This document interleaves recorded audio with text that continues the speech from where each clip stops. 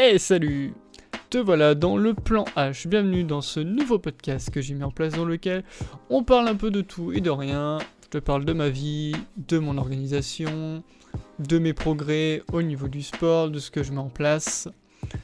Ça va être divers et varié, on parlera aussi de comment on peut se sentir par rapport au travail. Comment on peut s'améliorer, augmenter sa productivité ou ce genre de choses. J'espère que ce contenu te plaira et bienvenue dans ce nouvel épisode du plan H. Et salut à tous, c'est Zorobama.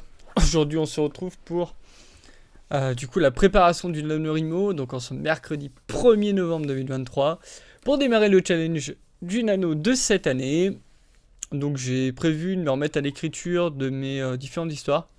Donc il va falloir que je calcule un peu les mots que je vais leur inclure. Moi je vais l'adapter à ma sauce.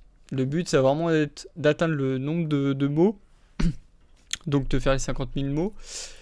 Donc je pense que je vais sûrement reprendre Demon King, que j'avais démarré il y a 2 ans, pour continuer de l'avancer un peu plus. Mais aussi de pousser le premier jet de mon projet Almanach, sur lequel j'ai quelques notes et quelques fiches de perso, mais que j'ai pas plus commencé dans l'aventure. Comme je le sens assez bien physiquement et psychologiquement pour arriver à le tenir, je pense que là, cette année, je suis assez confiant et je vais mieux m'organiser aussi pour pouvoir le réussir.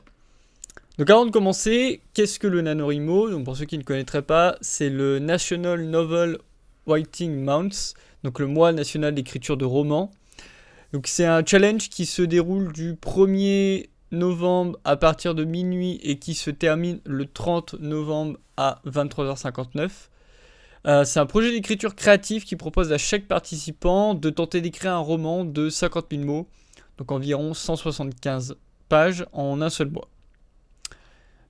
Alors au niveau de son lancement, j'ai vu que ça avait débuté en juillet 1999 aux États-Unis. Et après, à partir de 2000, ils ont décidé de le mettre en novembre. Et après, ça s'est répandu pour la portée internationale que ça a aujourd'hui. Donc le fait que dans le nom, ils ont gardé le national, mais voilà, maintenant c'est plutôt international au niveau de ça. Donc, au niveau du règlement, ce qui est bien, c'est que on peut faire un roman sur n'importe quel sujet, genre ou langue. Il faut juste simplement s'inscrire sur le site que je vous mettrai en description si ça vous intéresse, donc le site du Nano. Tout ce qui va concerner planification, notes anticipées et les fiches de perso, ça c'est permis, mais on n'a pas le droit d'inclure du matériel qui a été écrit précédemment. Par exemple, vous avez écrit une histoire de 5000 mots que vous voulez continuer de développer, en fait, dans les 50 000, vous comptez pas les 5000. Parce que ça a été écrit avant, donc du coup, en gros, ça compte pas. Et c'est pour ça que du coup, il y a beaucoup de débats, parce que il y a soit des gens qui font une œuvre exprès pour ça, donc là-dedans, soit donc qui démarrent de zéro avec juste les planifications, soit qui continuent des œuvres qu'ils ont déjà commencées, ce qui est principalement mon cas, parce que du coup j'arrive pas à attendre le nano pour écrire, donc des fois il y a des œuvres que je commence à développer, après je me dis ouais c'est bon pour le nano, j'ajouterai des mots et je partirai de zéro, mais je compterai le nombre d'incrémentations que je vais mettre dedans. Après c'est un peu à voir comment vous voulez développer le truc. Donc c'est un concours, il n'y a rien qui empêche la fraude, il n'y a aucun prix qui est remis, donc en soi, atteindre l'objectif, c'est vraiment un objectif personnel, plutôt que de se mettre en compétition, donc ça c'est vraiment sympa au niveau de l'événement. Et à la fin on a un petit certificat qu'on va imprimer, c'est de façon personnelle, de voir compléter l'exercice, donc là c'est cool. Et on est aussi inclus dans une liste de participants gagnants, avec le droit d'employer une icône sur notre page internet perso. Donc une grande partie aussi de l'événement qui est vraiment pas mal, c'est les forums. Il va y avoir plein d'informations, des gens qui vont partager des tutos, qui vont partager des fiches perso préconçues, qui vont partager des conseils, ce genre de choses. Donc ça permet aussi de se mettre dans une communauté et de développer son truc là-dessus.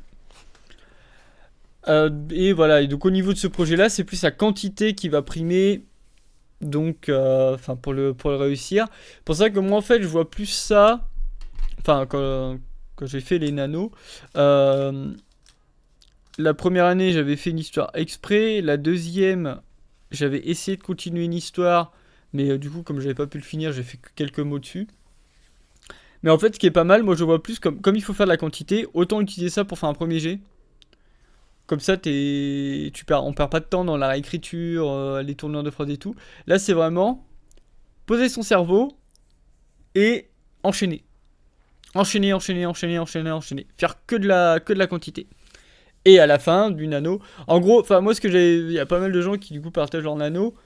J'ai vu certaines personnes où, en gros, ils poncent le truc. Ils bouffent du. Ils bouffent des mots en quantité sur le mois de novembre. Ils se font genre 1 ou 2 semaines de pause. Et du coup, genre mi-décembre, ils commencent leur relecture tranquille.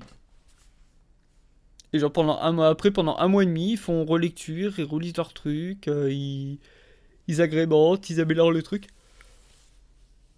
Mais ouais, c'est vraiment faire que du mot, que du mot, que du mot, que du mot. Et du coup, pour atteindre l'objectif, en moyenne, il faut faire 1667 mots par jour. Mais bien sûr, donc ça fait 4 pages à interligne simple.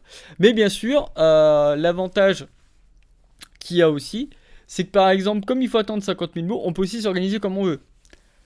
Par exemple, on peut très bien, sur la première semaine, faire genre 15 000 mots. Sur la deuxième, en faire 25 000. Et après, faire un peu moins sur les autres semaines. Après, c'est l'inspiration, comment elle vient. Et aussi, comment on s'organise, quoi. Mais il n'y a pas de règles stipulant que tous les jours, il faut faire 1667 mots. Tu vois, on a des vies aussi à côté. Donc, automatiquement, s'il y a un jour où où on ne peut pas écrire ou qu'on n'a pas d'inspiration, bah c'est pas grave. Genre, le lendemain, on peut se rattraper et faire le double, le triple de ce qu'on devait faire. Voilà. Donc c'est en fonction de comment on veut s'organiser.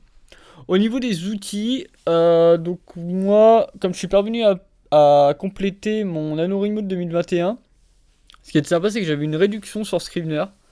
Donc j'ai acquis la licence moins chère. Je vous présenterai l'outil un peu plus en détail dans une vidéo. Mais Scrivener, c'est vraiment pas mal. Sachant qu'on peut l'utiliser gratuitement. Enfin, je sais pas si cette année ce sera la même chose.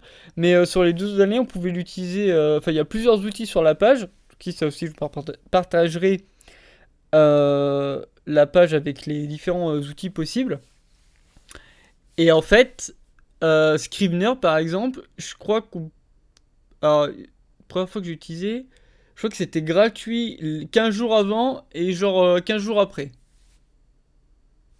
Donc en gros, c'était mi-octobre, on pouvait utiliser Scrivener.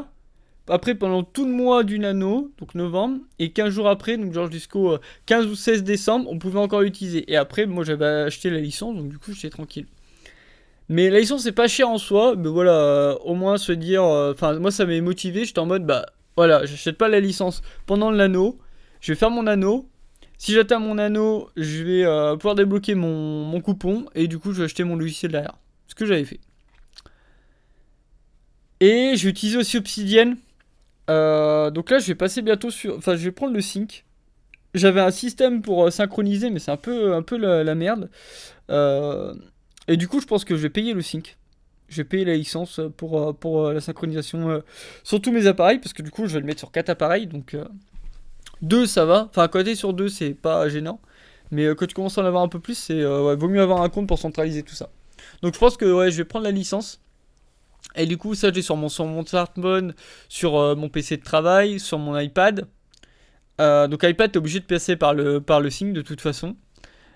Donc du coup, j'ai quelques notes sur l'iPad, mais j'ai pas en fait mes notes principales. Donc, c'est un peu la galère. C'est pour ça que je veux harmoniser tout ça, mais ça m'évite de perdre du temps à aller synchroniser avec mon truc, ensuite refaire des copies, renvoyer les trucs. Là, non, c'est bon, je vais faire ça, et puis comme ça, après, j'aurai ma petite copie au cloud. Comme ça, j'aurai tout ce qu'il faut, et ce qui fait que mes notes, bah, je les ai tout le temps avec moi. Et je peux avoir un problème sur un appareil, bah, je peux récupérer mon Volt, où qu'il soit. Donc ça va être sympa. Et je peux aussi qu'on peut installer des plugins. Donc il y a pas mal de plugins aussi qui sont très intéressants, que je vous montrerai. Il y a des plugins qui sont développés par Obsidian, il y a des plugins de la communauté également. Donc voilà, ça permet d'avoir sa propre, entre guillemets, sa propre version. Donc ça va être assez cool. Et comme ça, bah, du coup, voilà, quand je serai en déplacement, bah, je pourrais prendre mes petites notes sur mon téléphone ou mon iPad en fonction de là où je suis, comment je peux bosser. Et après, comme ça, le soir, hop, sur le PC, c'est renvoyé dessus. Ou si je suis pas là sur un week-end, parce que euh, normalement, sur le mois du NaNoWriMo, généralement, je ne fais rien. Et bizarrement, des fois, les gens, ils ont envie de me voir en novembre. Ils sont en mode, ah, mais du coup, ce week-end, tu viens pas? Ah, mais du coup, on fait ça. Puis hop, tu viens, on fait ça et tout machin. Et je suis en mode, j'ai mon anneau à faire. Faites chier. Clairement. Mais ouais, au moins là, au moins, ce sera plus facile parce que mon iPad, j'ai souvent sur moi et mon téléphone, bah, j'ai tout le temps sur moi. Donc ça, moi, je suis tranquille. Donc si j'ai à me déplacer ou quoi, bah, je peux faire face. Car j'aurai ce qu'il faut pour travailler mon petit nano. Et sur Obsidian, j'ai aussi la. Alors, je sais plus si c'est de base parce que j'ai mis tellement de plugins qu'à force, je sais plus ce qu'il y a de base dessus. Mais j'ai voilà, un truc qui compte les caractères et les mots. Donc au moins, je saurai où j'en suis là-dessus. Après, il faudra juste que je connecte sur le nano pour valider mes trucs et choper mes petits badges. Mais sinon, ça va être très cool. Donc voilà, prochaine vidéo, une petite vidéo de chacun des outils. Voilà, pour montrer comment je les utilise, parler un peu d'eux et tout si vous les connaissez pas. Après, je sais qu'il y a des gens qui sont sur Notion.